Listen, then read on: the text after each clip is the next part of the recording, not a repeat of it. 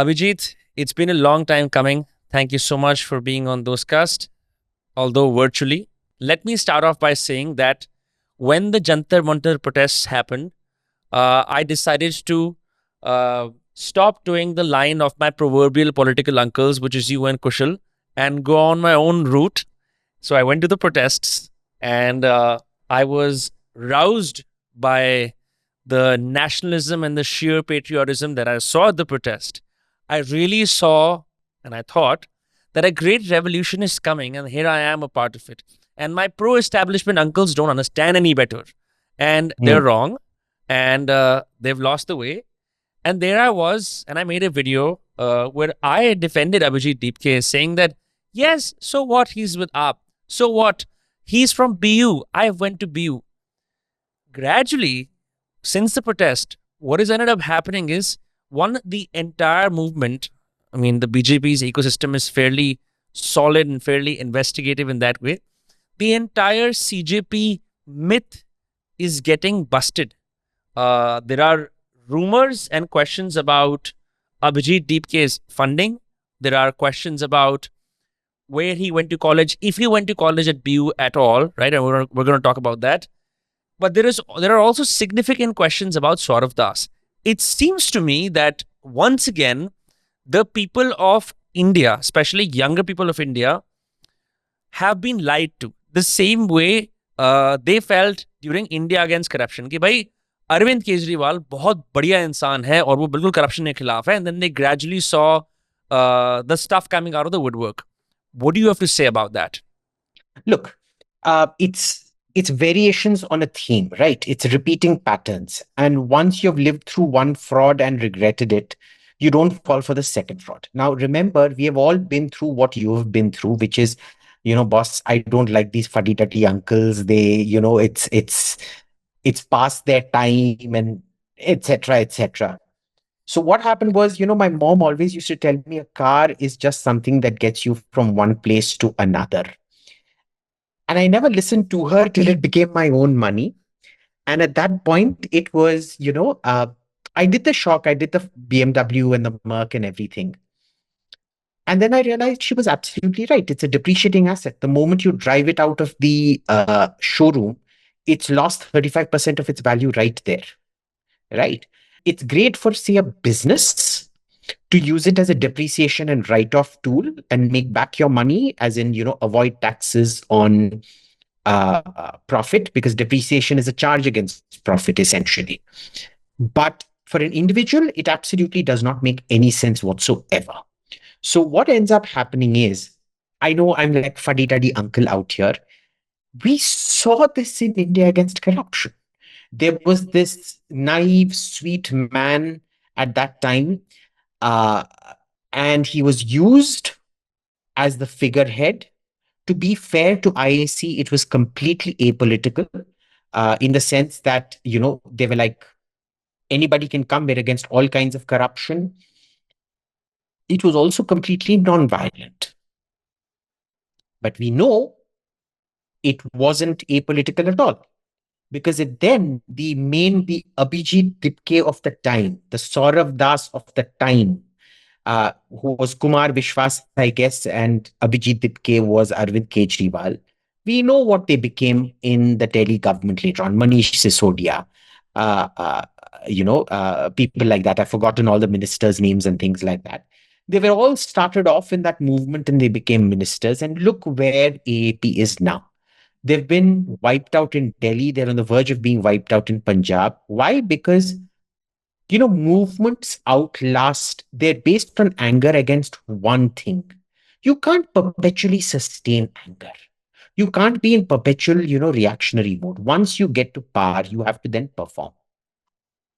Now, these guys can't perform. Why? Because they're never willing to answer any questions. You say, what is Saurav Das's nationality? First you answer this, then we'll answer it. What is Saurav Das's education? First you answer this, then we'll answer this. What is Abhijit Dipke's education? Again, first you show us Modi's degree, then you show them Modi's degree. No, show us the real degree. They will also be the determinant of what is the real degree. The student anger is real, and it should be. Dharmendra Pradhan was a fantastically incompetent minister, and I think the government took that entire thing too lightly. But if these are your messiahs, God help you. I don't believe in God, so whatever, may the cosmic forces that be help you, but may they help you. I think with this particular one, with IAC, there was at least a certain sense of transparency. Arvind Kejriwal, for all his faults, was fairly clear about what his background was and things like that. Though there was one big unanswered question: how is it that being an income tax official in Delhi, how is it he had not once been transferred out of Delhi, which was an impossibility if you had been doing your job? Right? It was one unanswered question out there. I think today, in the age of the internet, where information is much more democratized, we can check up these things a lot more. And you can ask a lot more questions. Maybe there were more skeletons that we should have seen then. But like I said, don't listen to fuddy-duddy uncles like me. Make your own mistakes and learn from them. My disenfranchisement began the day you started to inquire into the origin stories of all the founding members of CJP. And I have some tweets, right? I would say if you're a citizen of India who is not political, it doesn't matter where you live, who you sleep with, and what you do, right? But if you tell everyone that you're an independent journalist, right, and you happen to have a mansion of that does not befit an independent journalist, right? Then sleuths like you end up digging that. I've actually corresponded with Saurav Das over the years, by the way, because I used to see his tweets and I thought he really is an independent journalist. And I was often accused of, again, bringing on my uncle's time and again, accused of being very, very center-right and very, very right-wing, of being on the BJP's payroll. I tried to bring several members of the left. One of them that I reached out to during the protests as well was Saurav Das, right? But he would just say, yeah, I love your work. I don't know what he said, but we corresponded a fair bit. It didn't end up happening. And then I see his GK house, right? I just want to understand from you that according to you, what is the connection between Saurabh Bharadwaj and Saurav Das? Well, we don't really know, except that when we asked, now, why is the GK1 house a bone of contention?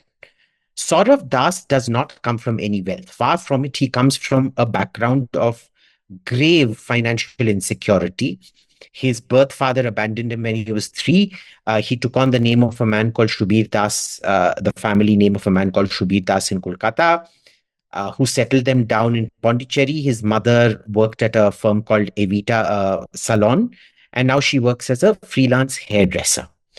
Now, from freelance hairdresser who was living in a slum in Humayunpur, before that in Noida while studying at Amity, and then in Patparganj, Trans Yamuna, where the quality of flats isn't really very nice at all. I don't know if you've seen those flats.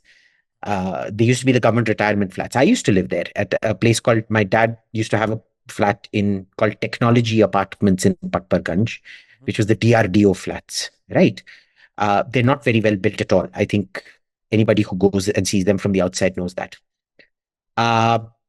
From there, to suddenly jump to a 9,000 square foot house, ground floor with garden in South Delhi, you can't afford that.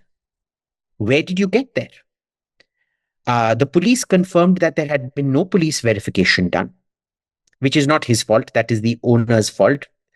But then that raises the question, why did the owner get it done? Because you have to submit your rent document. So, and she doesn't own the rent because it's still own the property because it's shown as under one Rupinder Anand, her mother, who died in 2023. So she clearly did not have power of attorney or whatever to sign as the owner.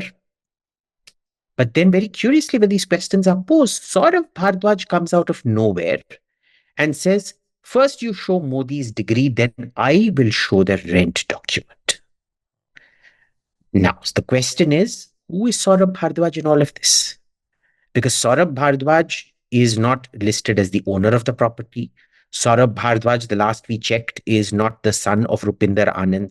Rupinder Anand has 2 children, Ravinder Singh, who lives in Austria, and Priya Ray, who lives in Australia. Maybe it's the other way around. One with an L, one without an L. And he says, I will show you the red document. Why is he going to show us the red document?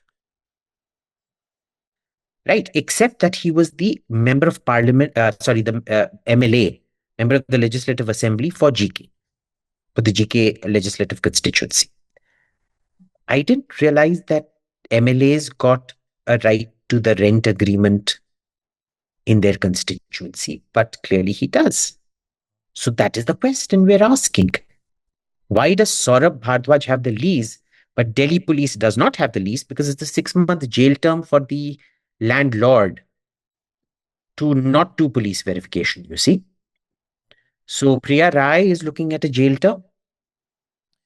The question that befuddles me is, and this is something that a little birdie told me, that after the rise of Abhijit Dipke and Saurav Das, their political master Arvind Kejriwal got miffed by their popularity.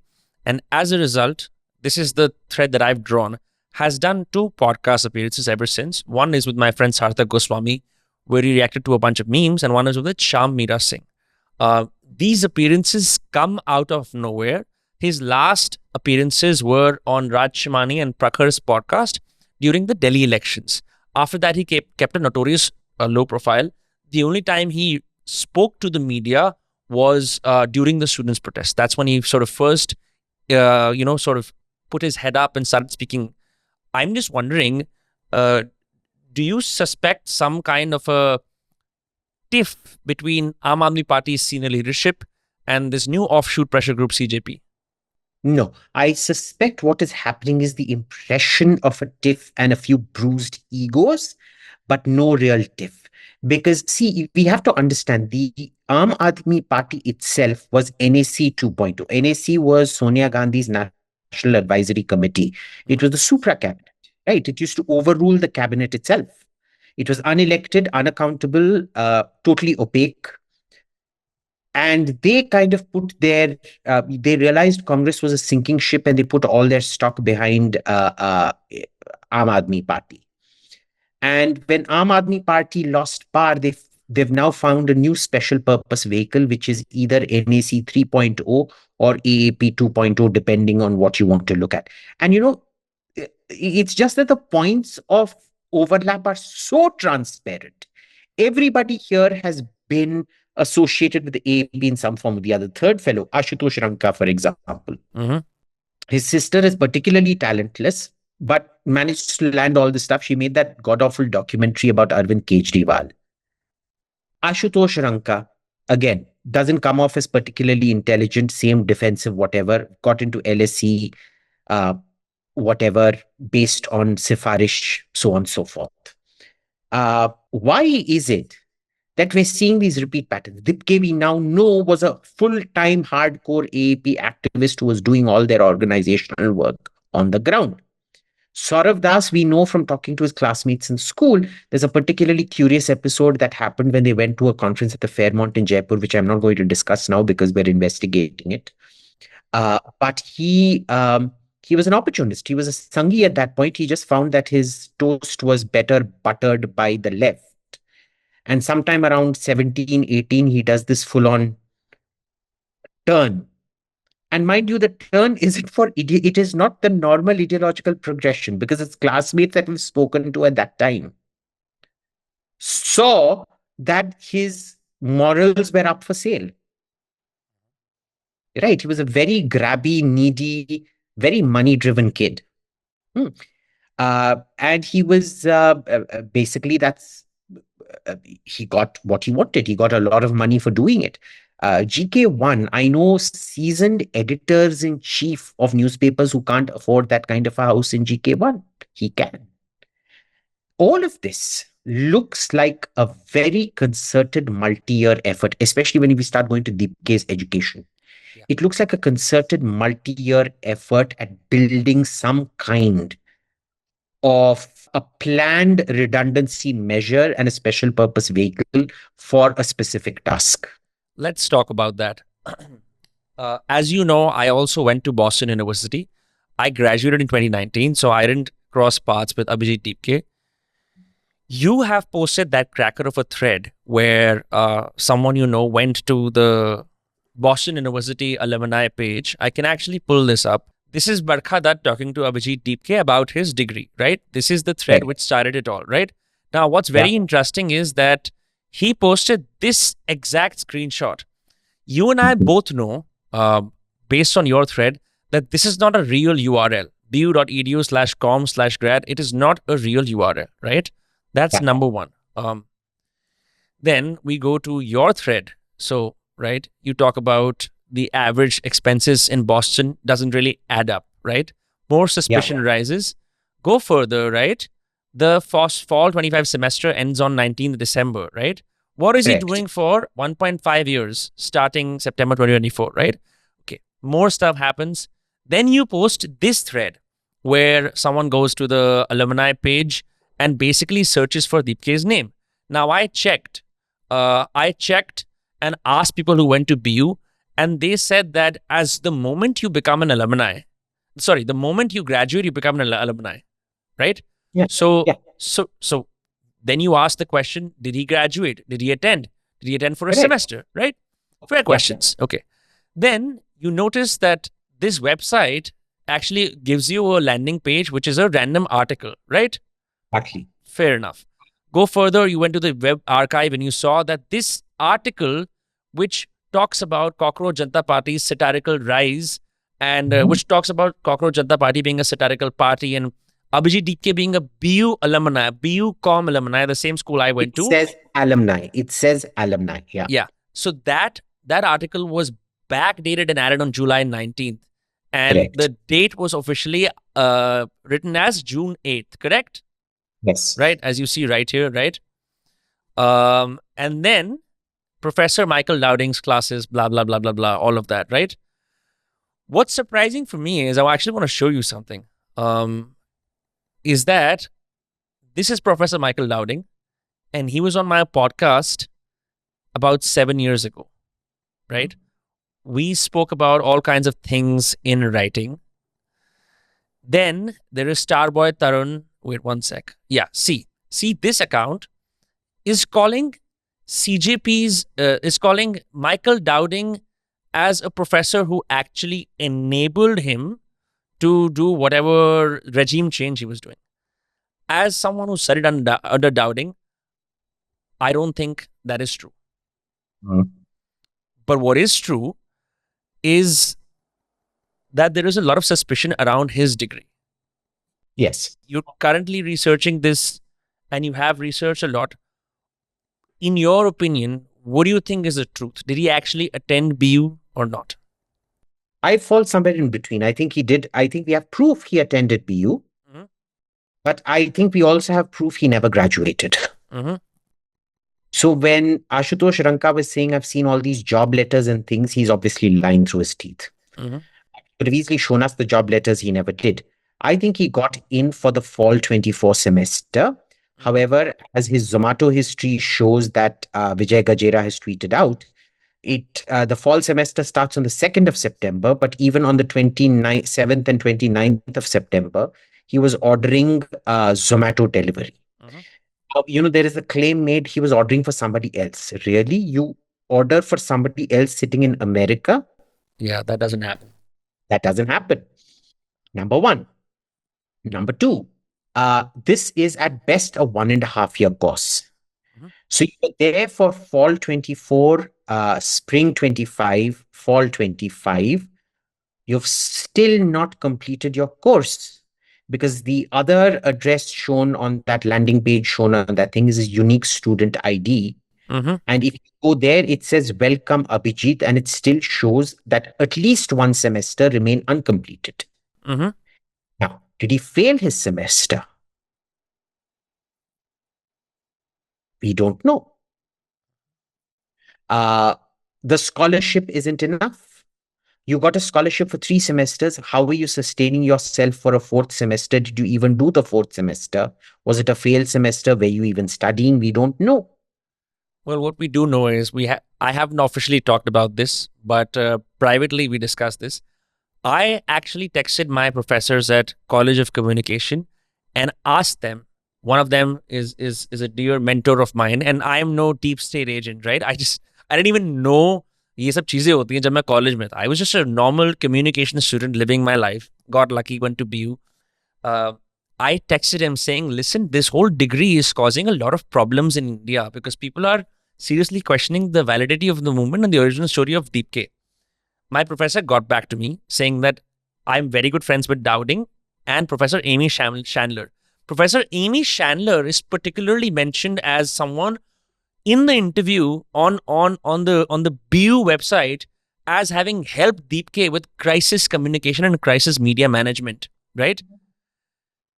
Professor Amy Chandler got back and said that yes, I did have him for September 25 last Yes. year, right? Which most likely means he was there for one semester. As per Grok, which coordinates a lot of records, A.D. Chandler did not teach either course, either fall or spring 25. Mm-hmm. Her own website does not list her as teaching fall 25. She's listed a lot of things there, but she doesn't list teaching fall 25 semester on that. So that is also a question mark. The professor said otherwise. The professor told me that she had him as a student. So it is possible.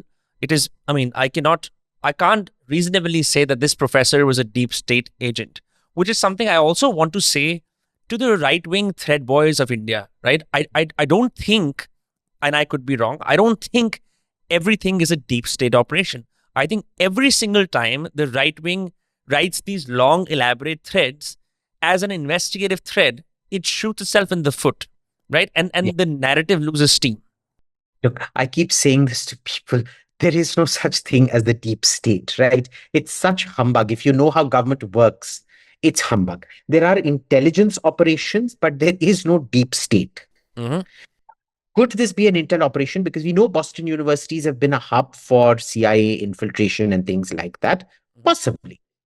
Because, we've not, very curiously, we've not found a single classmate and we've done searches under several parameters for his classmates from there. He is not there in the commencement of semester photographs. He is not there at the end of semester photographs. There is not one single image showing him in Boston in the university per se. There is one image we found that is of Boston University in winter. The College of Communication, yes. Of the College of Communications, but there is nothing whatsoever showing him out there. Okay.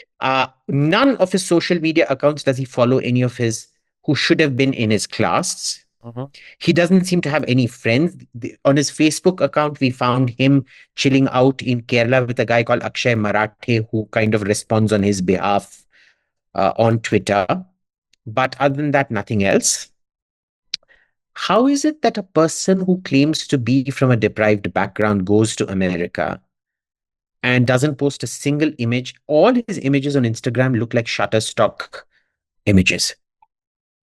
If you go to his 2022 images from rallies, he's carrying a Canon, I think, either a Canon or a Nikon. And he's probably a good photographer, and maybe he's good enough to take those Shutterstock images. The issue is, what is this great secrecy where you're very happy to be photographed by everyone for everything in AAP, even though you think you've sanitized your account? Because all the pictures we have from him are from other people's accounts. Mm-hmm. But absolutely nothing in America. Why is that? Right. Now, there is no such thing as the ideal student. He comes from a underprivileged background the father made it in life. Therefore, this is the expected way of acting, that you click a photo of everything, including the aero bridge when you land in America, the wing of the plane when you land in America, the first duty-free shop that you see in America, the first shop you see in America, the first taxi. There is no ideal, social upliftment story. No. But the complete absence of it is very, very curious. Yeah. And the fact that he doesn't show up in anybody else's timeline, because we've used some very powerful tools to do deep searches of, a lot of the registered students' accounts in Boston University, we're not able to find him we're not even able to find an interaction with him in any of those things. Yeah. Let me also point out that whenever he did interviews during the protest, to say कि वो अच्छे घर का लड़का है, the second sentence he would say is हम तो बाहर से पढ़े हैं, हम तो Boston से पढ़े हैं. And he said, I went to the Boston University, right? It's not a sentence you typically say. You say, I went to Boston University, right? Even if the exposure was limited, it seems to me that it does not reflect in his behavior because जो वो communicate, I took those communication classes. They really change the way you speak. Yes. Foreign education, even for 1.5 years, changes the way you behave in the world. Because you were in communications. Mm-hmm. I did my master's in international relations. Mm-hmm. The very first thing was how to write. And the first thing we were taught is this isn't a mystery novel where you put, Vinamre has hair, Vinamre has glasses, Vinamre has beard. Mm-hmm. Therefore, Vinamre is a man of approximately in his late 20s or early 30s. No. You start with your conclusion. Vinamre is in his late 20s or early 30s.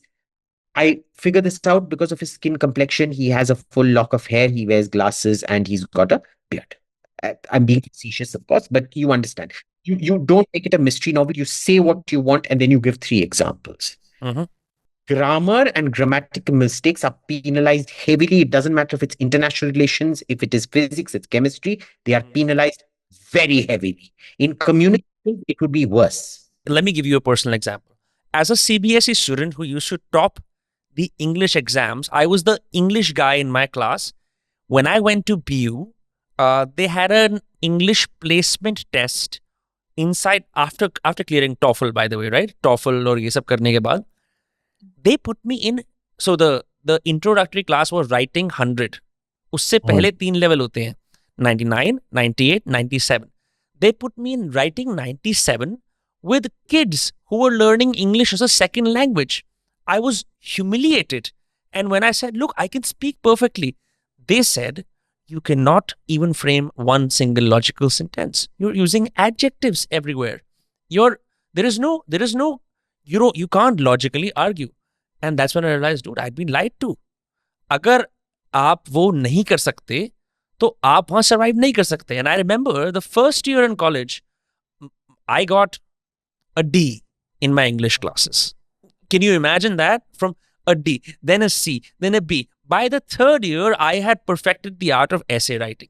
How is it possible that a master's level student cannot put together a basic sentence in the English language who went to BU even for a semester? I don't buy that at all. There you go. See, this is the thing. You can't be a communication student and be so bad at comps. Okay. Now, there are 100 ways of dealing with a situation except saying, you tell us about this first. I'm even questioning now Amy Chandler's ability to teach strategic or crisis communications, because if all she taught him was turn the question around and ask somebody for their thing, that is classic whataboutery, which never goes down well in strategic communications at all. You can learn that from a TV debate. Right. And we learned this in international relations, that whataboutery is the classic case that you're losing the conversation. I didn't even do comms. Okay. I did international law, different subject, but not this. So, there is so much out here that points to a guy who has either failed his classes very badly, skipped course content, and he certainly does not have a degree. He's certainly not, and he's attended. We don't know if he's attended. He's been given admission, but he has not graduated. And if his English and communication skills are like this, I really think you should tear up your Boston University comms degree if this is the kind of degree you're getting. There are rumors online, and I cannot place any of this. I cannot know for sure if this is the truth, because I think what ends up happening is lots of these thread expose writers want to make claims that somehow will at least put a doubt on the validity of someone who's leading a movement. So किसी ने एक लिखा हुआ था कि he chose Boston University because it is apparently next to some Albert Einstein Institute, which is somehow a major hub for regime change, right? I don't know how much truth there is to that, but what is true is you've been sending me some articles and some essays about how Boston has been a breeding ground for spies. Can you perhaps take me through whatever that is? Boston is kind of an absolute bastion of the liberal arts and things like that, right? Yes, yes, yes. Always has been, but it's also been a bastion of science. MIT and Harvard, all their labs and everything's are out there. And the CIA decided long back that they want to cultivate a whole corpus of spies, both in science and the humanities out there. So there's a lot of money put into that, especially a lot of money put into regime change. Now, understand, when you create credibility, or at least the illusion of credibility, name matters. Being from Harvard, being from BU, being from MIT matter. Being from Drake matters. Okay. It acted as a way of respectability laundering, but also seeding. Right. Now, this boy comes there. Now, did he go to Albert Einstein School or whatever? I don't know. But when you're that interested in politics, you see your party not doing well or not able to grow, you would be thinking, if I were Abhijit Dipke there, I would definitely be, that's interesting. I think these guys have something to teach me on how to change the government in my own country. And I'm going to go there and find out what the hell this is all about. I would be completely stupid if I didn't do that. And by the way, the CIA actually has regime change down to an art. They've done this in several countries. They've never, I don't know if they tried in India, but India is one of those countries I think they gave up on. Even the USSR gave up on bringing the communist. Stalin himself gave up on bringing a communist revolution to India. Because India is too heterogeneous a country. That heterogeneity is, in a sense, our defense. It's our protection.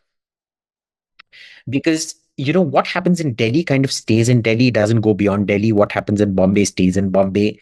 What happens? And you're realizing this ever since you moved to Bombay, right? I mean, it's even, you're like a Faridabad boy. What happens in Delhi stays in Delhi. It doesn't even percolate to Faridabad. Yeah, that's true. You can't get national change based on what happens in Delhi. This is why we have never ever had a military coup out here, because the military is too smart to understand that. They're smart enough to get it, right? That it's not going to work, bro. Pakistan forcibly tries to homogenizing itself, which kind of very surprisingly aided military coups. I have something from the CIA inside BU. This is something that my research pulled up. One of the most notable examples of spies inside Boston is Arthur S. Hulnick, a longtime CIA officer who joined Boston University in 1989 as an officer in residence. Hulnick had spent decades working in American intelligence before entering academia. At BU, he taught intelligence-related subjects and helped develop a substantial academic program around intelligence studies. The CIA's own history of its officer in residence program describes BU as one of the universities where this arrangement became particularly significant. A former CIA officer working inside a major university teaching students about intelligence and national security. Also to note, by the way, in my last year at BU, I went across the river to Harvard to attend the Harvard India Conference. What I found very interesting about that conference, I am no big fan of the BJP. I have no personal allegiance to Narendra Modi. What I found very interesting, it only became clear in retrospect. At the Harvard India Conference, they hosted everyone except members of the BJP.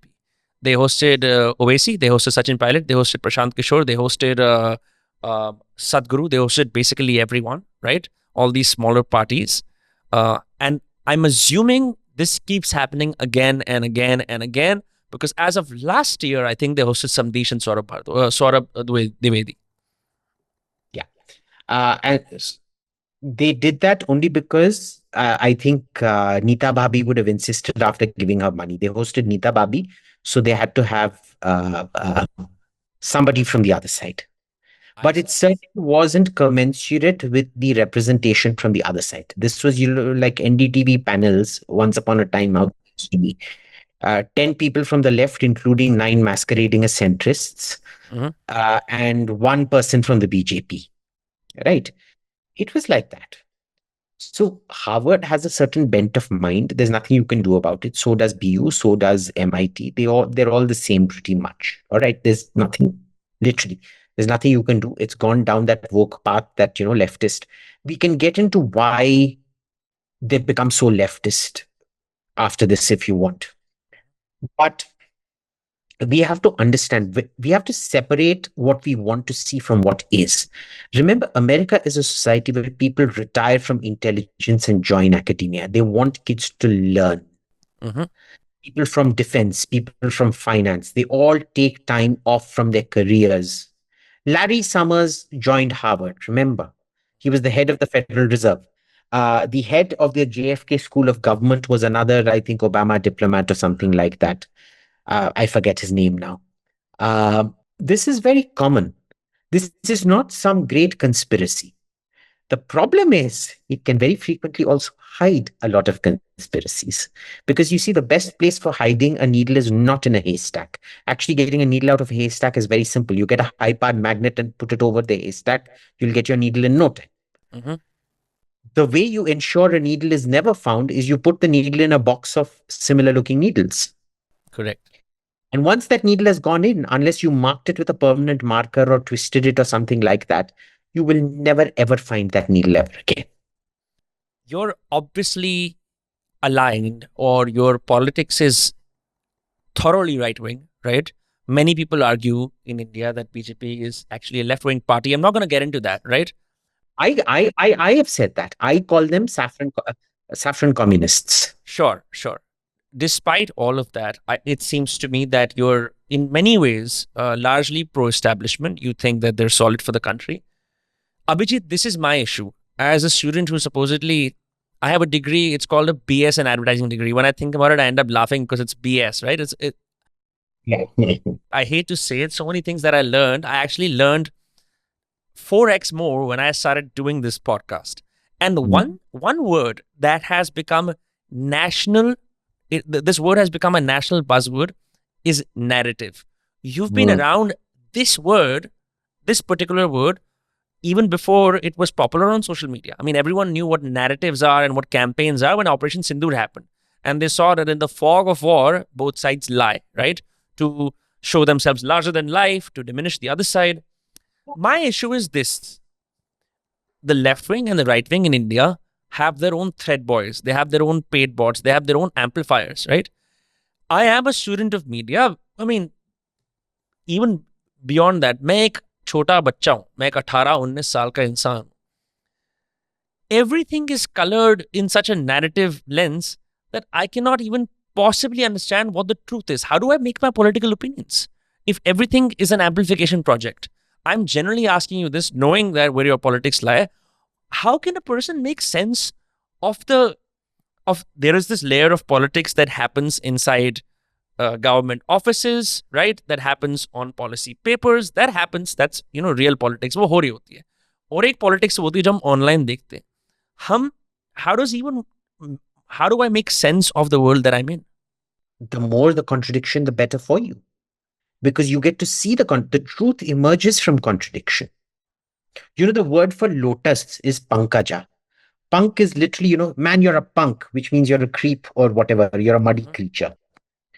Panka aja, that which is born from mud. Mm-hmm. Okay. And yet it emerges pure and blemishless. Okay. Even though manure is used to fertilize the pond. And yet the lotus has a beautiful smell. It's a very subtle fragrance, and it's beautiful. It is used for everything sacred. Why is that? Because truth is born from contradiction. Unless you see the contradiction of narrative, how will you make up your mind? Notice in this entire thing, from the time you went for the protest, I just sent you a thing saying, be careful. Did I ever try to tell you not to go to the protest? Not at all. Did I ever criticize you for saying any of what you said? Mm-hmm. Because you were quite taken in by them. Mm-hmm. Did I ever, even in private, message you and say, "Beta, tu kyun aise bolta Not hai?" at all. Neither you nor Kushal. I want to say this publicly. Neither of you said anything to me. Kushal did, I think, quote tweet a fan account that Dostcast runs कि ये धीरे धीरे समझ जाएगा. I was like, हाँ ठीक है कोई बात So that was that fuddy duddy uncle reaction, which I hate. And I was नहीं. like, हाँ. Kushan, my God, you're turning into that fuddy duddy uncle. तो तू बच्चा है, तू ना puberty होके तू समझ जाएगा. I don't. I mean, I don't even want to get into that. Mm-hmm. Okay, my thing is, I think you're smart enough to see what is in front of you. Mm-hmm. All I did was provided a counter narrative. It is up to you to choose. And I think that it is the freedom to have these counter narratives where you see for yourself what is true, what is not. That is important. You should never be fed information. You should always have the freedom to make up your mind from two sets of absolutely paradoxically opposite points of view. I think I think I've convinced, if I've convinced you, though you're on average, I rate you much smarter than most people I know, but that's a different matter. I'm hoping I will have it on people that I do not consider that smart as well. Whenever someone like you, who is frequently in the media, gives an opinion, right? A more dehati, blue collar person can counter you by saying आपको ground reality नहीं पता, right? So ये बोलते हैं ना कि आपने ground नहीं देखा, हमने grassroots देखे. You know, this is what everyone who somehow has some socialist tendency that they are in love with the poor of the country, that they've seen the streets, they've slept, blah blah blah. वो ये सब बातें करते हैं. Because I'd gone to the protests 3 days in a row, right? I felt a special arrogance in my own experience. मैंने तो देखा है, मैंने देखा है, मैंने देखा है क्या प्रोटेस्ट हो रही है, मुझे पता है, देश में बदलाव आ रहा है, मैंने देखा है. और मैंने सोचा ये लोग घर बैठे हैं, इन्होंने नहीं देखा, right? I'm saying the rush of that experience trumps any logic. And at that point, I was seeing all of you guys on TV talking about it. It's like, okay, these guys don't know. These guys don't know what kind of revolution is fomenting. And they will never, because they don't go out, right? And I felt like, oh, I am real India. They are elite India. It was like all these things fill your head. It's only when I had distance in the middle and I as the facts came in, I was like, भाई ground पे भी ऐसा लगता है कि क्या है, पर वो झूठ था. वो एंगर सच था, लेकिन वो जो करने वाले थे वो झूठ थे. उन्होंने कैसे बेवकूफ बनाया? I was convinced that because I had been to Afghanistan and I had stayed with the Afghan army, I knew the Afghan army better and that they would not collapse. The point was, I had been given a very curated view of the Afghan army. I had not seen everything. This is like, a Mexican wave in a stadium. It is, we actually know about this because a lot of the old Greek military manuals talk about this, that, you have drums and music. Get into this, even if you're going to lose a war, you get into this, this dum, the march beat. That's a scientifically proven beat to, get you into almost into a trance state with your brother soldiers that you're not willing to see anything. And your leaders need you to be in that state in order to fight. Now, all of this contradicts what I've been taught in school, that primary research is gold. Primary research never goes right. Living example of having gone and spent a whole month in Afghanistan, stayed at Afghan army bases, being very sure they were going to win against the Taliban just to see them wiped out in a matter of days. The truth again lies somewhere in between. I think the only thing we can do is to keep having these conversations over and over and over again. And ultimately, you will also only go and see a conversation that you want to see. In a way, your mind is, for most people, their mind is already made up. People who watch Shyam Meera Singh's podcast will not watch this podcast. Let's be very clear about it. They won't even open their minds to it. Though, on the other hand, I do watch Shyam Meera Singh on occasion.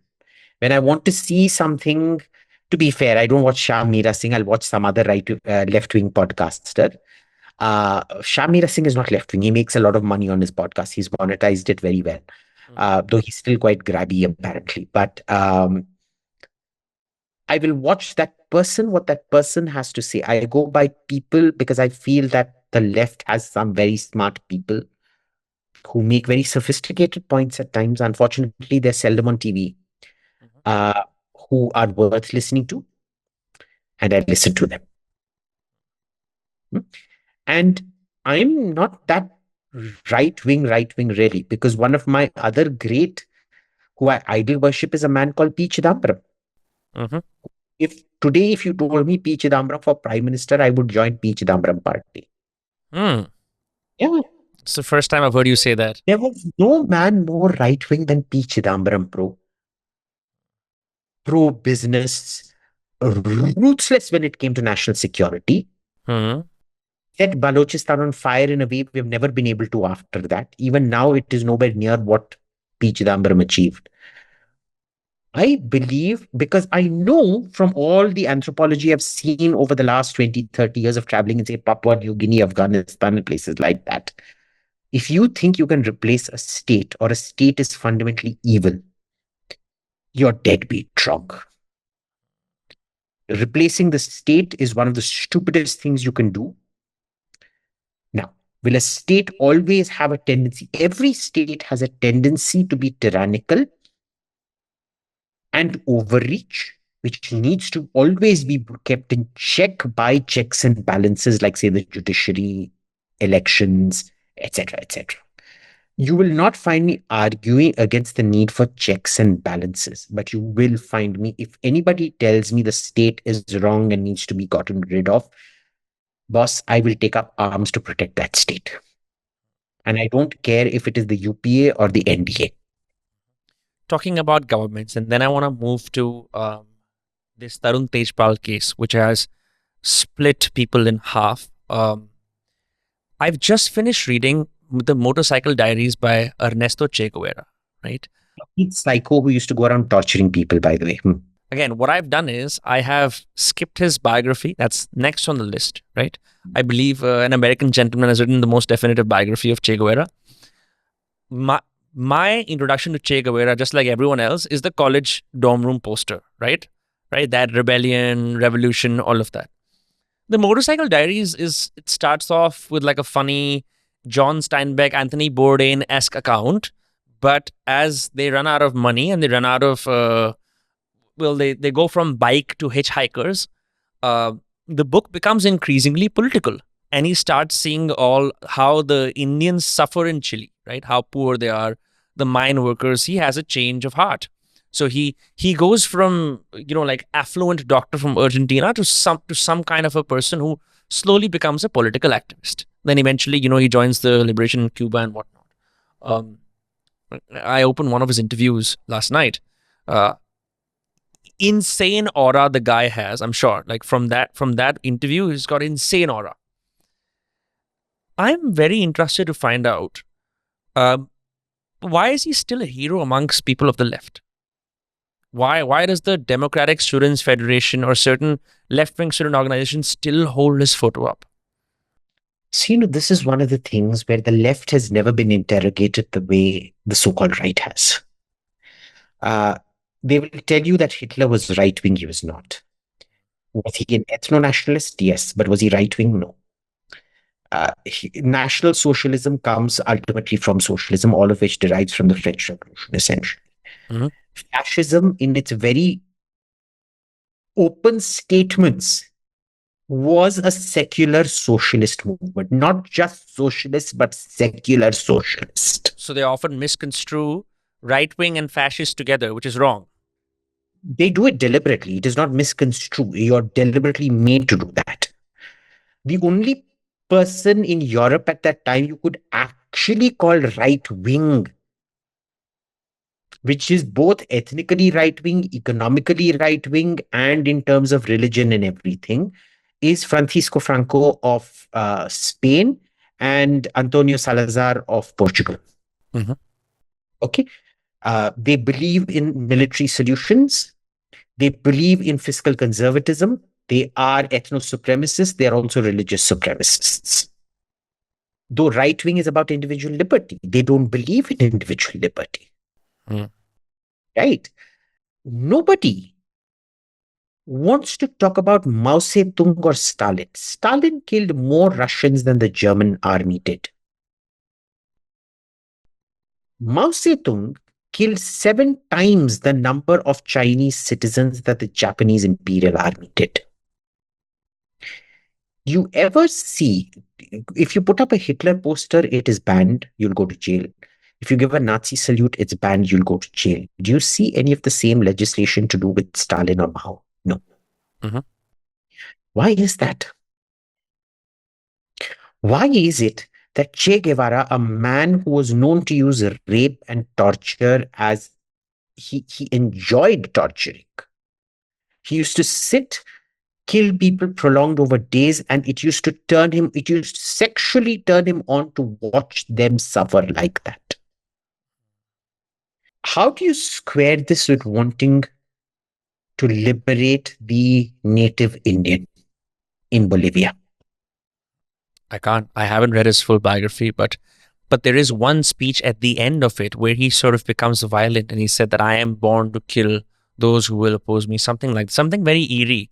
That wasn't the case when he started this trip across South America. And you will see this, there is not a single communist movement that ever has espoused principle over practicality and peace over violence. They are all in, except the Italian communists, by the way. The Italian communists were the only standout amongst all the communist movements who said principle is greater. Said that we cannot, Italy is a democracy, we cannot win through military means, we have to be part of the system. Even in a democracy, if you're willing to do communist takeover, what does that mean? That means you have no respect for the will of the people. Right? Very, very problematic. So you tell me, why is it? It's because academia, humanities are overwhelmingly leftist. They saturate the humanities space, literature, with 1,000 of their irrelevant nonsense. There'll maybe be one right-wing guy who's written something out there. They've come up with all the names. Even the word capitalism has been coined by the left. You know that. Capitalism, mercantilism, all of this were coined by the left. The word capitalism was coined by the extreme left during the French Revolution. I have a feeling that people on the left lack personal and social power. They're not able to. I mean, this is not always true. No, quite the contrary. Quite the contrary. The top have a lot of personal power.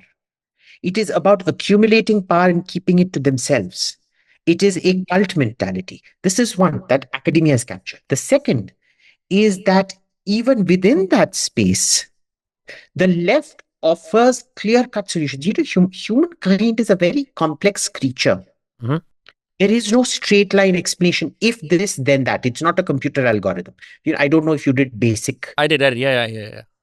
We had those, and it was very, very clear that human beings are not like that. But they try to make it. That is why they call it human sciences. It is not a science. Correct. It is absolutely not a science.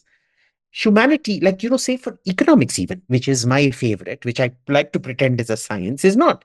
Because the fundamental basis is ceteris paribus and man is rational. Ceteris paribus is all things being equal. All things are never equal. Mm-hmm. It's because you don't want to calculate in complexity that you put in this caveat of ceteris paribus. And then man is rational. The one thing we know is man is never rational, bro. Yeah, especially those who say that they are rational are the most irrational. And they give you these things that, you know, society will emerge in a new thing. If we do this, all of this must be perfect. Mm-hmm. You know who else does this? Proselytizing religions. Till everybody becomes a Christian, Jesus will not come back upon earth. And therefore, it is necessary, even if I burn you alive, I'm doing it for your own good so that Jesus comes back onto earth. Now, when everybody on earth converts to Christianity, why isn't Jesus coming back onto earth? Because you're all not good Christians. Therefore, we have to convert you into good Christians, and we need to purge all the heretics in order to bring Christ upon earth. Right. Communism is the same. Every time you point to the failure of communism, they'll say, but this wasn't true communism. This wasn't real communism. Then they'll always point to Scandinavia without going into, each one of the Scandinavian stories is a bloody scandal story. Norway were such a bunch of country bumpkins.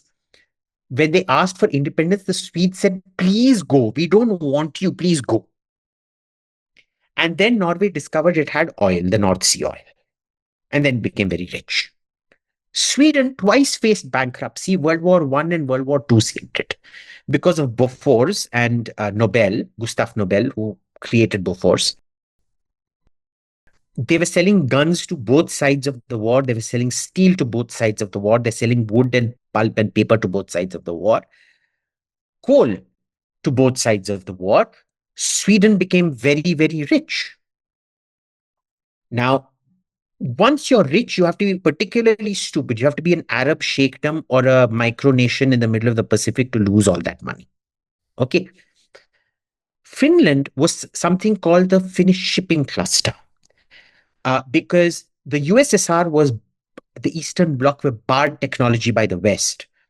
And Finland had access to that technology. So they created a lot of domestic industry that would supply Western quality to the USSR. And when your total population is equal to GK1 plus South X, bro, that is a lot of money that's coming in. Mm-hmm. It's literally the total population of Finland would be the total population of Delhi between Inner Ring Road and Outer Ring Road just in South Delhi alone. So, you can become rich. Denmark was entirely pork and agricultural supplies to Germany during World War II. Now, they don't want you to see all of that, you see. They will they do exactly what Abhijit Dipke and Saurav do. Why did the USSR fail? Oh, but look at Sweden. Why did China fail? Oh, but why did China turn to capitalism? Oh, but look at Norway. And then you have, frauds like this Piketty who come about, who say, see, it unless his statistics, these are historical aggregate statistics, which are, there is no basis for them. It is more like, this is what must have happened. So nobody actually has gone into questioning the basis of his statistics. He's just come up with this new argument. It doesn't matter how solid you are. It is the mental state of, unemployment, that you could be unemployed tomorrow. He basically advocates that government should look after the mental well-being of its people. Does this look like normal? These are not normal people. They are people who keep getting proven wrong, but and this is so AAP is that classic, CJP is that classic thing of the leftist. Fail, fail. Oh, but now we're different. And the left keeps doing this. So the left is very good. This is why I say left is not a movement. Ye bhoot hai, ye atma hai. It's like Damien or Omen or whatever. It moves from one body to another. And the reason it's become powerful in the last 30 years is because of the collapse of the Soviet Union. Till then, America had this ideological fort against communism and socialism. You could, even if it was humanities, even if it was left-wing, you could not become left-wing. Mm-hmm. Once they won the Cold War, they're like, oh, communism is now finished. Yeah, I remember like reading about American agents hunting down anyone who was a communist. Yeah. My dad changed his name from Lenin Mitra to Ajoy Kumar Mitra because he was denied the Fulbright scholarship for one. They found him completely qualified. That letter, I still have the letter somewhere. Uh-huh. You are found to be ultimately qualified for the scholarship, but given your name, we suspect communist affiliations in your family and we cannot give it to you. Because his name was Lenin, his birth name was Lenin, his given name was Lenin. And then he turned into a communist, by the way. So the Americans were smart, I guess. There was this bulwark against leftist thought. Once that evaporated, there is no bulwark against leftist thought, and they've completely captured the whole goddamn space. And their entire job is to create tension where none exists. Wokery. trans ideology. It is constantly to create victimhood groups to exploit politically. Earlier, you mentioned something about proselytization, right? Uh, Earlier this year, Marco Rubio made a rather strange visit to, I believe, what was the church in Kolkata, or like a place dedicated to Mother Teresa, right? I found that surprising. I mean, maybe I didn't read the news back in the day, but it was quite surprising for me that why would Marco Rubio, the Secretary of State of America, visit one of the churches in Kolkata? Um, in the Foreign Contribution Regulation Amendment Bill 2026, right? What I roughly gather as someone who's gleaned stuff from the headlines, that the government wants to stop foreign funding and foreign contributions when an organization takes that, right? What does this roughly mean? Because it's a very politicized issue. And before you even describe that, let me also say something. Uh, Whenever I read something, यार ये तो बाहर से पैसे लेता है, it almost always equals in common parlance ये एक एंटी नेशनल है, ये एक बुरा इंसान है. क्या अगर हम बाहर से पैसे, for example, right, like if I have this podcast and I say, okay, you know what, Peter Thiel, give me some money to scale this podcast, I want to take it globally, I take his money, does that make me an anti-national? No. Taking money from abroad doesn't make you anti-national, nor does using it. So, for example, I have huge differences of opinion with most of my, pro-BJP types on this particular issue, because I don't believe that there should be any restrictions on conversion either. I think, beliefs are a marketplace of ideas, and a marketplace of ideas needs to have I believe in free markets. Constitution guarantees the right to profess and propagate your faith, which is to say proselytize your faith. And can I say this? The FCRA bill in its current reading, the real document is actually the document released on the 20th of June 2026, which is the Gazette.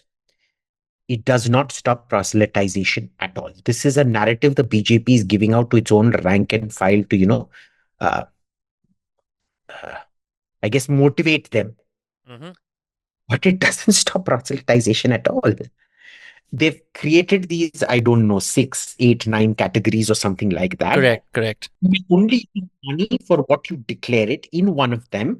Propagation of your faith is one of the categories. So if you've declared it is for proselytization, Mm-hmm. you can use the money for proselytization. Mm-hmm. But you have to show it is for proselytization. You can't take it under, restoring ancient religious texts and buildings and then use it. Right. You can't repurpose the money. What is upsetting all these people is that there is now a certain accounting rigor required from them. They used to be able to embezzle a heck of a lot of funds, which they are not able to do anymore under this thing. But understand, it has brought a lot of these FCRA used to get away without accounting. All it has done is brought people who are getting foreign money on the same baseline as the average Indian taxpayer, who has to account very clearly when he gets that foreign money. So it's actually brought in equal responsibility. It hasn't taken away anything from anyone. If I am an opponent of the BJP and I don't have enough money in my own coffers, I have to take help of outside organizations that have their own vested interest, whatever, right? Isn't this the BJP basically maiming its political opponents? No, all it's saying is that you better declare what that money is for. You can't, for example, have Ashutosh Ranka's sister make a documentary on Arvind Kejriwal and claim it is not political. You can't have Saurav Das get this money from this Dinesh Thakur Foundation for rural health, 7 lakh per piece, and then write 2 pieces that have exactly zero to do with rural health. You understand? So it is imposing that kind of academic rigor, and you can take it, but you have to comply with what you said you took it for. It's very sad. I actually had spoken with Dinesh Thakur and his team a few years ago for a podcast, because I think the book he wrote around exposing Ranbaxy was fantastic. I was very surprised to see how he was sort of caught in the middle of all of this, funding the CJP and whatnot. Just one of the many nails in the coffin of the CJP. Look, I think I'm very grateful to Dinesh Thakur for exposing Ranbaxy for what it was. Ranbaxy was doing a lot of genuine fraud. Sorry, that's an oxymoron, genuine fraud. They were doing fraud. Dinesh Thakur did expose them. But understand, just because Arvind Kejriwal opposed corruption does not mean he was not corrupt. Correct. Just because Indira Gandhi fought for independence does not mean emergency was the second independence. Okay. We have to understand this. People will do good and they will do bad. So Gautam Adani was accused by the U.S. Department of Justice, a 5-count indictment in the Eastern District of New York. Gautam Adani, Sagar Adani, Vineet Jain, and 5 other defendants. They alleged that between 2020 and 2024, senior executives agreed to pay more than $250 million in bribes to Indian government officials to secure solar power contracts projected to generate more than $2 billion in after-tax profits over roughly 20 years. This is the actual thing, जो actual acquisition था. अब उसके बाद US ने इनको prosecute करा और उसके बाद Adani said that he's going to contribute $10 billion to America. Something happened and now he's acquitted. What's the obvious people can glean from the 3-4 articles कि हाँ कोई deal हुई होगी. What is the unobvious part about this? So the obvious is also the unobvious part, because in India, people don't realize in America, you have something called plea bargaining. Okay. And here in the case of corporate stuff, it isn't even plea bargaining. Plea bargaining is, where a murderer says, I will get my 3 accomplices convicted, but you should give me a reduced sentence or you should give me immunity. Mm-hmm. Here, usually the Commerce Department can't even prove a case, which is what has turned out to be the effective thing. Because if you read the agreement, they were not able to prove any of the charges. What was the total fine? What did Adani agree to pay? $6 million. Correct. MILLON. And 12 million for his Sagar Adani. Yeah. Which is nothing in the overall scheme of things. If you notice, settlement agreements like this in America usually run into billions of dollars. Correct. That $10 billion, it was never $10 billion, the investment that was meant to happen. That was $1 billion. And that was a pre-agreed arrangement that had happened way before. That was just announced at that, which was Trump trying to be Trump and take credit for it, right? We have always been saying right from the beginning, both in this case and in the case of Nikhil Gupta, which is that man who was, arrested for trying to kill Gurpatwant Singh Pannu. Right. The supposed raw operative, right? Yeah. That there is no goddamn proof. Not to say it did not happen. It's just that there is no goddamn proof to cross the threshold that we know American courts apply. For me, the Adani thing was very clear this was going to end. We were saying this right from the beginning, this is going to end in a plea bargain, because we hadn't seen the kind of granularity in the charge sheet. Usually these charge sheets are very granular. It wasn't there. So we knew there was nothing for them to show. And sure enough, it is the sheer pathetic volume. I mean, look, $18 million total is a lot of money for us, but for Adani and for the Americans, it's peanuts. It's less than peanuts. It's half a peanut. That itself should tell you how weak the case was. Why was it done? Because the department loves getting money. We have to understand this. They will go after, they get a whole set of companies, and most companies prefer to settle rather than fight it out in court, because court takes a much, much longer time, is much, much more circuitous. They'd much rather just settle it off, paying a fine. And by the way, it happens with the serious fraud office in the UK as well. You can take a plea deal or you can take a settlement deal. And it's a fantastic little scam that they run. The thing is, it's done based, if the department is sure that you've done something, they will never agree for a settlement. Right. So in the case of Darlene Duryun, who was the US Secretary of Deputy Under Secretary of Defense or something, who set up her own kid's career and her post-retirement career with Boeing in return for awarding Boeing a contract. Boeing was allowed to plead, but she was prosecuted to the full extent of the law. If they knew something had happened, they could have settled with Adani and prosecute Sagar to the full extent of the law. They didn't do that because they realized they didn't have money. Sagar had done a lot of unsavory things. That's a different matter. Mhm. Did it cross the threshold of illegality? Question mark. They said that some of the investors were American.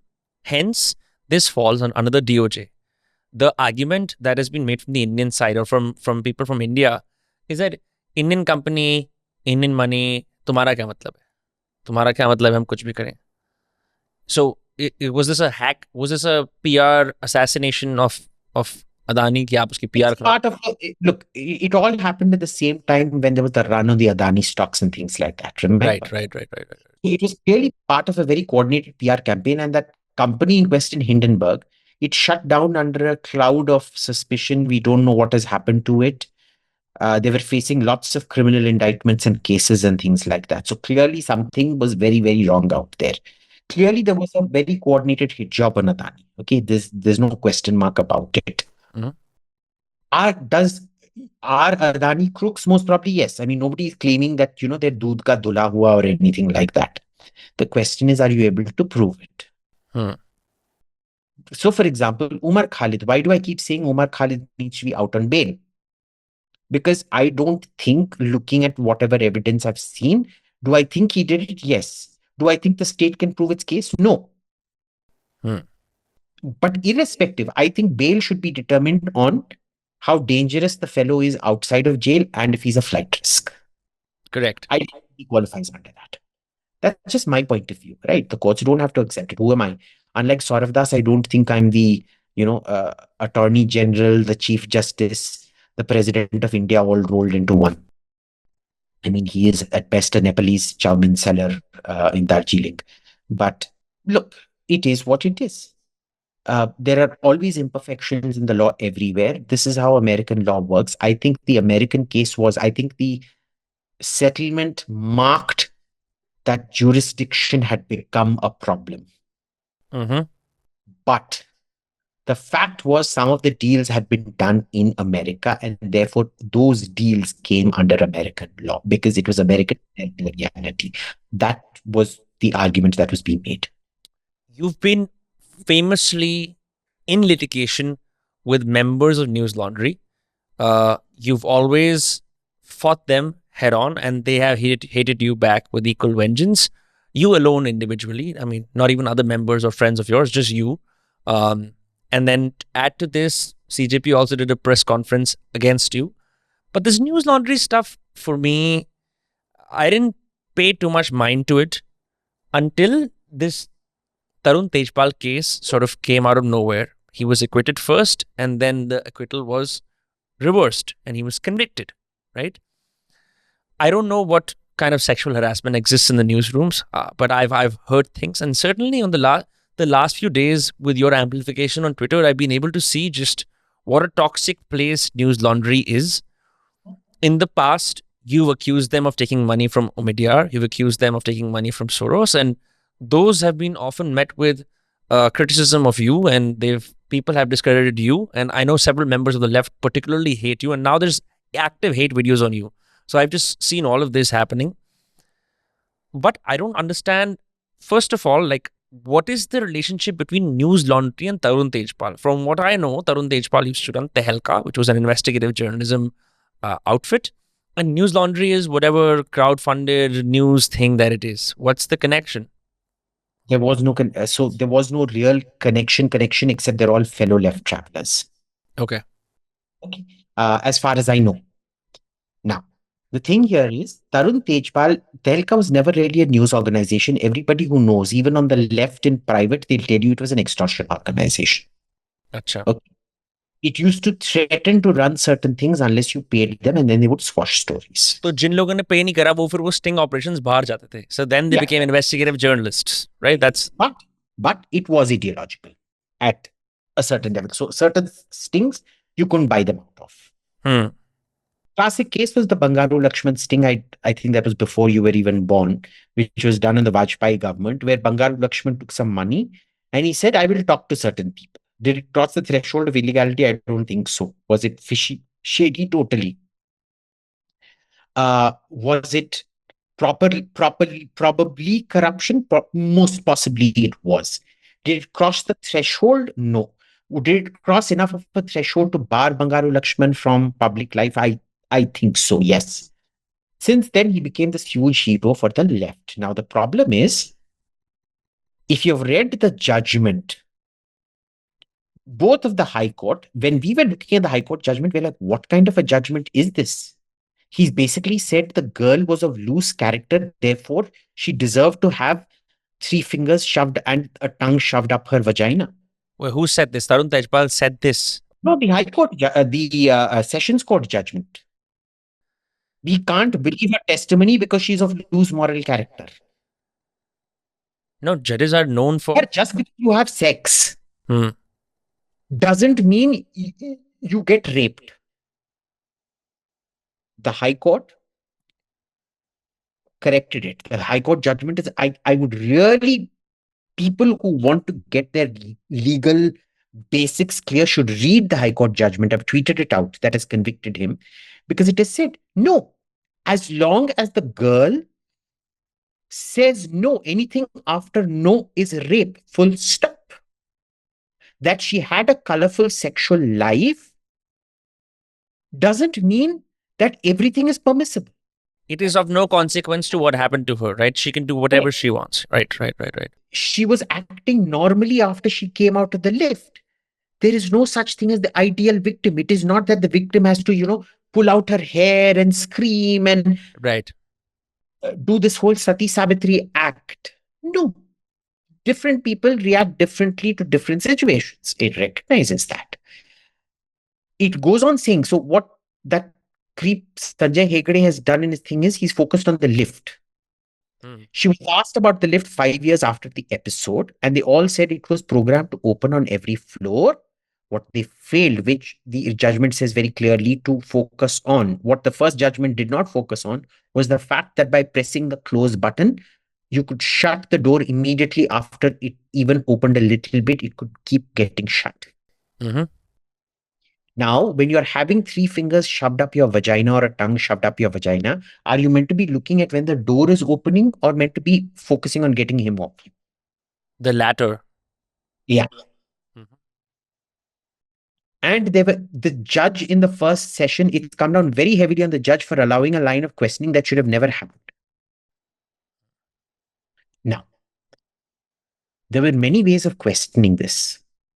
Newslaundry chose to attack the victim, the CEO's own sister. Second, he himself writes this article where he says that Faye D'Souza says anything that happens after no is rape. This is a ridiculous oversimplification because it means lots of wonderful dads and happily married men are all rapists. Boss, anything that happens after no is rape, full stop. There is no if or but to it. There is no shades of grey to it. These are sick people. And the women of Newslaundry who were there at that time, mind you, all these ones that are coming, I've put out this tweet saying they deserve no pity. I will amplify their tweets, but they deserve no pity. They are the kind of women who will, when they see a woman getting raped in front of them, they will go give the condom to the rapist and say, at least don't get AIDS. As long as they don't get anything happens to them. That's a very harsh statement and a very serious. But it is the truth. It is the truth. You see all of this happening. That poor girl being tarnished like this. And what do you do? Oh, it doesn't concern me. Do newsrooms operate like this? Where sexual harassment and... No. So to the newsrooms I go, NDTV, India Today, Times Now, Z, Republic, you can't behave like this. But clearly Newslaundry was in a completely different this thing, and Tehelka was very clearly in different thing because all his own friends have written about it. Vinod Mehta writes he knew that there was always this thing of non-consensual carnal favors. What is a non-consensual carnal favor? Rape. His own daughter knew about it, and when this girl told the daughter, she said, "Oh yeah, he's known to do this kind of thing." Now, remember, I didn't say anything about the Newslaundry women specifically in my poetry. I called Newslaundry a lot of things. Certain women chose to self-identify themselves with what I had described about Newslaundry. That speaks a lot about their own guilt conscience. For me, what was strange is that I was able to pull up the original letter. There is a clear admission of guilt, right? Crystal clear. Now, It's just one line that says it all. The rest of it is just trying to pass it off in clever English. It says, this is Tarun Tejpal. I apologize unconditionally for the shameful lapse of judgment that led me to attempt a sexual liaison with you on 2 occasions on 7th November and 8th November 2013, despite your clear reluctance that you did not want such attention from me. The people who are proponents of Tarun Tejpal, including himself, are saying, we are doing this, I am being wrongly accused because I targeted the BJP. That is an insane argument to make. the case was filed under the UPA. Mm-hmm. This was 2013 when the UPA was in power at the center. He was arrested when the UPA was in power at the center. He was granted bail 2 months after Modi comes to power in the center. Mm-hmm. How is he being targeted by the BJP? I mean, at least go through the timeline, yeah. The case when he is the Maharashtra, the Bombay High Court bench, Goa bench that denies him bail. Maharashtra was under Congress rule at that time. Mm-hmm. Prithviraj Chavan was the chief minister. What are you on about? So the bench of a Congress-controlled state denies you bail and accepts arrest. A central government that is Congress does not protect you, save you in any way, and sees validity in all of this, but the BJP is coming after you. Who are we kidding? Then they say, oh, look, Tushar Mehta, boss, that is his job. The Attorney General Solicitor General frequently appears in cases that state governments launch.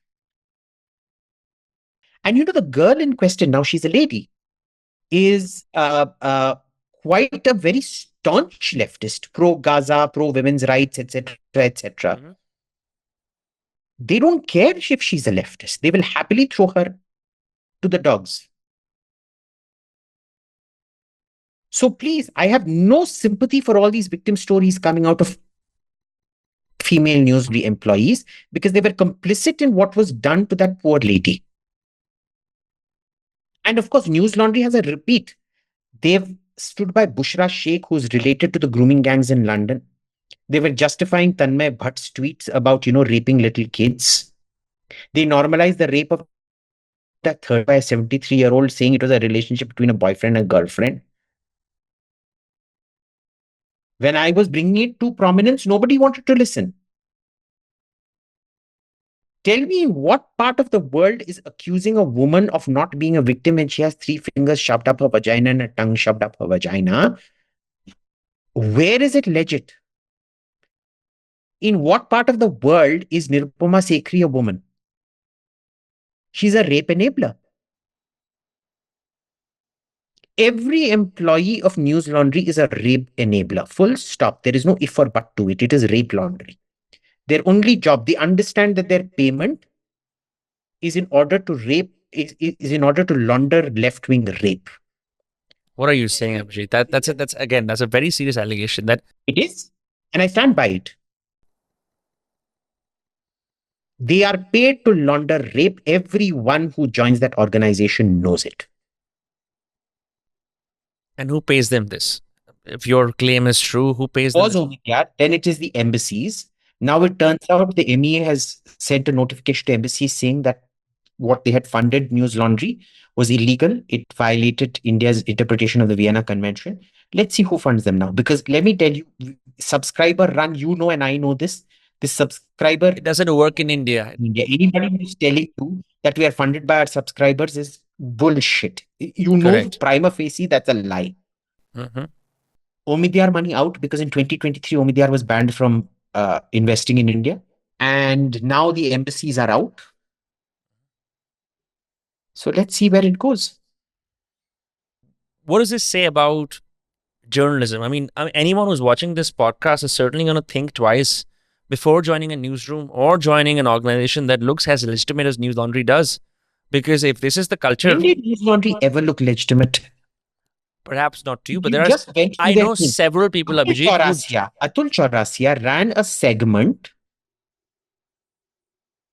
with Anjana Om Kashyap, who's labeled as Ranjana Om Gupshup, saying Dalli Hu, Dalla Bol. You know, Halla Bol, he changed it to Dalla Bol. Mhm. She's holding up a thing saying Dalla Bol. If you read this, if you saw 13-year-old being raped by 73-year-old as you know, relationship between a boyfriend and a girlfriend, victim shaming, calling people Godi media. Godi media is what? It's lap dancer. You ask any female journalist of Newslaundry to come sit on your lap, will that have a sexual connotation? Yes or no? Yes, yes, it will. And why do you assume that it doesn't have a sexual connotation when it's applied to Anjana Om Kashyap or Navika Kumar? Them sitting on somebody's lap is not sexual. But you come and say, come sit on my lap, that is sexual harassment, correct? Understand what they're doing. This is what they do. This is why none of the female employees of Newslaundry deserve any kind of compassion or sympathy. They were complicit in it. And by the way, it is not unusual. Hmm. Usually in organizations that are driven by fear and highly erratic management and things like that, Mhm. when you have a low caliber of staff who are, who don't know if they're going to get employed, if they can make ends meet the next day and things like that, they will put up with a lot. They will actually actively side. Former Newslaundry employees have told me how they participated in this kind of shit because they were desperately trying to be part of a club in the hope that it would reduce what they had to go through. That would stop on them, it would be focused on somebody else. You know this, no? This is like group bullying tactics. It happens a lot. It happens in all boys groups as It's well. like fraternity hazing, military hazing, that kind of thing. Right, right, right. There is a point where it translates to abuse, and in this case, it very definitely went over to abuse. That's crazy. You also mentioned on your Twitter that internally they'll be talking about how this will blow over in a few days and things will go back to as they are. Oh, yeah. They've held several meetings now where they've said, don't worry, don't worry. We're too strong to be taken down. The government won't dare do anything about us. This is going to blow over in a few days. We're going to be up and kicking and whatever, whatever. Yeah, I think it's going to be very hard for people. And then you know what they've been doing?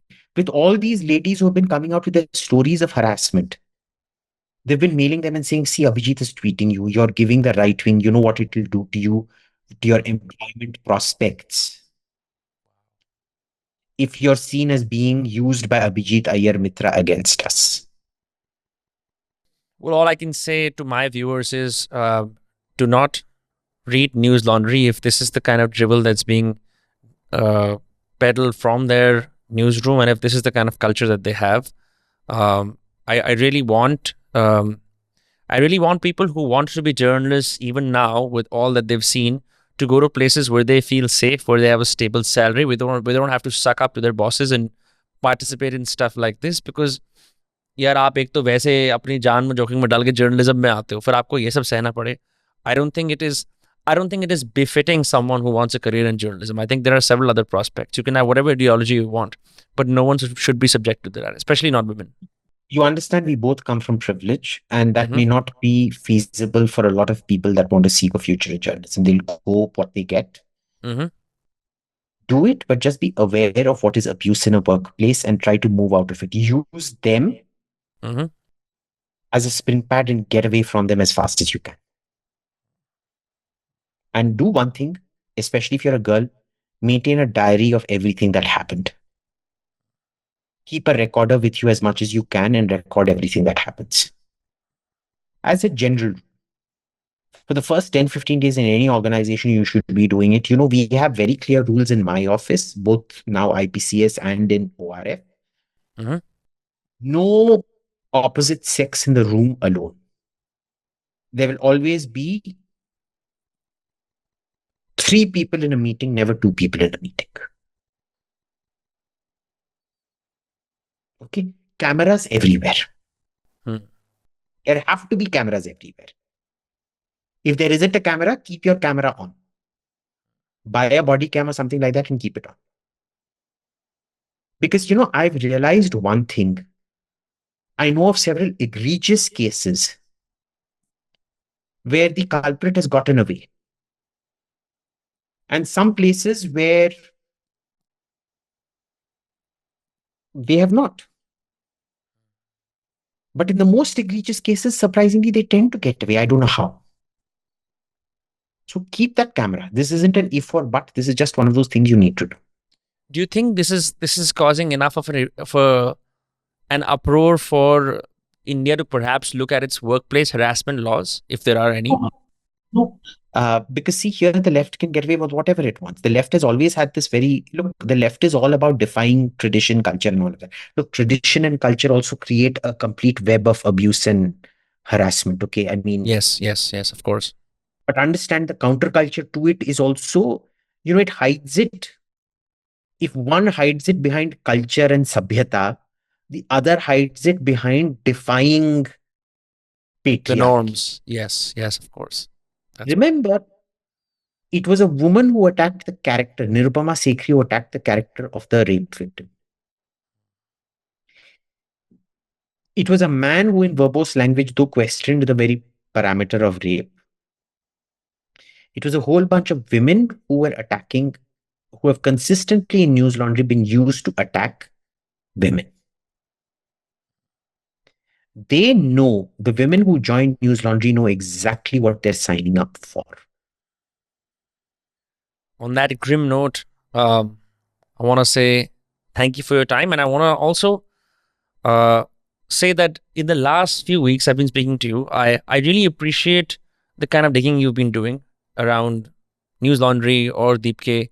I know you're being attacked a lot and being ridiculously criticized, and they can have ideological disagreements with you. But as my friend, I can say that आपको ये बातें और करनी चाहिए और आपको और निडर होना चाहिए, क्योंकि लोगों को पता होना चाहिए कि कई बार फैशनेबल ऑर्गेनाइजेशंस कुछ बहुत सिनिस्टर चीज़ें अंदर छुपा के रख रही होती हैं, और अगर वो नहीं बाहर आएंगी तो बहुत सारे ऐसे लोग हैं जो कॉलेज से निकलेंगे, there like okay let's do that.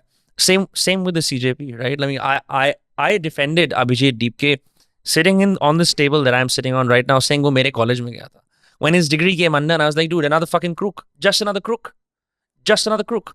मैं तो जानता हूँ कांग्रेस और बीजेपी crooks है, but at least they're honest crooks. मेरे को पता है कांग्रेस, बीजेपी ये political parties are honest crooks. I know कि ये लोग transparent crooks. I mean, they don't pretend to be. I mean, they pretend, but everybody can see transparently that they're crooks. Dong nahi kar. It's this mobilizing and weaponizing the anger of the students for personal political gains, right? Yeah. कुछ नया करना चाहिए था आपको, आपने वही same चीज कर ली. Yeah. Well, thank you for your time, man. Cheers. Thanks, bro. This was fun. I'm sorry it was grim, but it is what it is. Cheers.